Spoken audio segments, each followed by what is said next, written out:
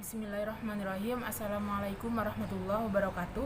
Nama saya Anissa Rifqatul Istiqomah, NIM E2019-1118, Perbankan Syariah 3.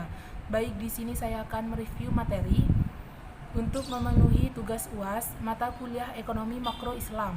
Yang pertama yaitu tentang pendapatan nasional. Pendapatan nasional adalah nilai total output akhir suatu negara dari semua barang dan jasa yang diproduksi dalam satu tahun.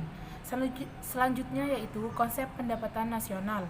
Ada produk domestik bruto, produk nasional bruto, produk nasional neto, pendapatan nasional neto, pendapatan perseorangan, dan pendapatan yang siap dibelanjakan. Selanjutnya yaitu macam-macam metode perhitungan pendapatan nasional. Yang pertama metode pendekatan nilai produksi, yang kedua metode pendekatan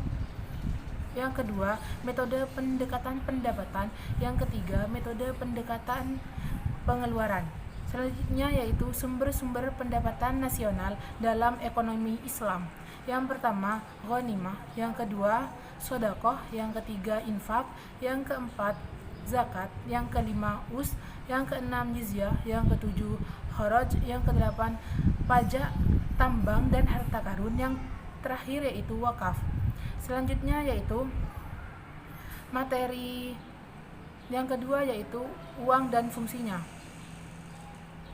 Uang adalah benda yang diterima masyarakat umum sebagai alat tukar dalam kegiatan ekonomi. Jadi uang ini penting bagi kita semua, terutama di bidang ekonomi. Selanjutnya yaitu jenis-jenis uang menurut bahan pembuatannya. Yang pertama uang logam dan yang kedua uang kertas. Selanjutnya jenis-jenis uang menurut lembaga yang mengeluarkan. Yang pertama uang kartal dan yang kedua uang giran. Selanjutnya yaitu fungsi asli uang. Yang pertama, uang sebagai alat tukar. Yang kedua, uang sebagai alat satuan hitung. Yang ketiga, uang sebagai alat penyimpan kekayaan. Selanjutnya yaitu fungsi turunan uang. Yang pertama, uang sebagai alat pembayaran transaksi yang sah. Yang kedua, uang sebagai alat pembayaran utang. Yang ketiga, uang sebagai alat penimbun kekayaan. Yang keempat, uang sebagai alat pemindah kekayaan. Yang kelima, uang sebagai alat pendorong kegiatan ekonomi. Selanjutnya yaitu tentang kebijakan moneter.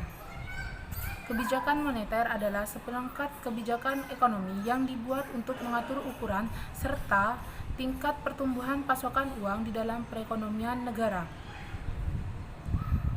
Selanjutnya yaitu instrumen kebijakan moneter.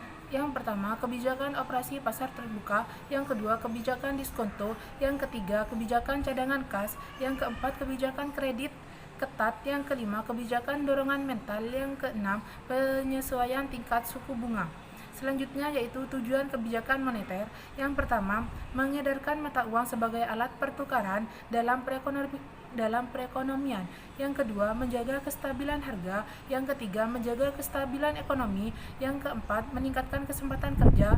Yang kelima, memperbaiki neraca perdagangan kerja masyarakat. Yang keenam, distribusi likuiditas yang optimal. Yang ketujuh, mempertahankan keseimbangan antara IS dan LM. Yang terakhir yaitu pertumbuhan ekonomi dan pemerataan pendapatan.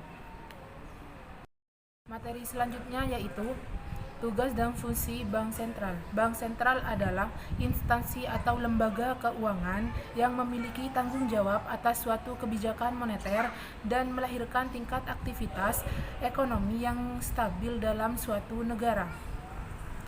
Tujuan dari Bank Sentral yaitu mencapai dan memelihara kestabilan nilai mata uang yang tercermin dari laju inflasi dan perkembangan nilai tukar uang dalam negeri terhadap mata uang asing.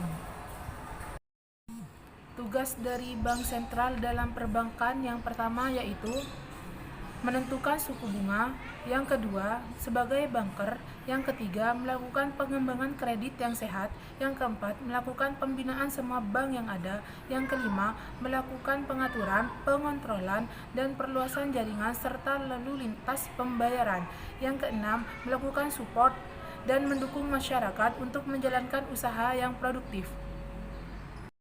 Materi selanjutnya yaitu OJK atau Otoritas Jasa Keuangan. Otoritas Jasa Keuangan adalah lembaga negara yang memiliki fungsi dan tugas dalam penyelenggaraan sistem pengaturan dan pengawasan terhadap industri jasa keuangan secara terintegrasi atau menyeluruh. Dalam pengawasan otoritas jasa keuangan ini, diantaranya adalah perbankan, pasar modal, asuransi, dana pensiunan, lembaga pembiayaan, dan beberapa lembaga jasa keuangan lainnya. Selanjutnya yaitu tugas dari otoritas jasa keuangan. Yang pertama, mengatur dan mengawasi kegiatan jasa keuangan baik di sektor perbankan maupun non-perbankan. Yang kedua, mengatur dan mengawasi kegiatan jasa keuangan di sektor pasar modal.